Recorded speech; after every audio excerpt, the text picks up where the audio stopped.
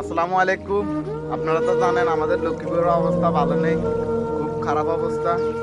আর এখন আমাদের লক্ষ্মীপুরে বৃষ্টি না হলে আশা করি আমরা পানি কমে যাবে, কারণ কালকে বৃষ্টি ছিল না, কালকে 3-4 ইঞ্চি পানি কমে গেছে, কিন্তু কালকে রাতে বৃষ্টি হওয়ার পর আবার পানি বেড়ে গেছে। তো আমরা সবার কাছে দোয়া চাই, সবাই একটু দোয়া করবেন যাতে বৃষ্টি না হয়।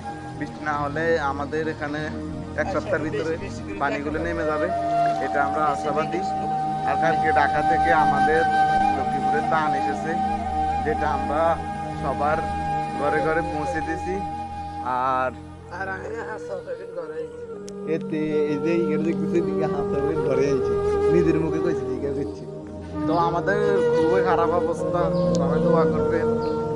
আর বলার আর কিছুই নেই। তো আমাদের বাড়ি দেখতে এসেছি, বাড়ি দেখে আবার চলে যাচ্ছি নিজের গন্তব্যে। বন্যার কারণে আজ বাড়ি ত্যাগ করতে হয়।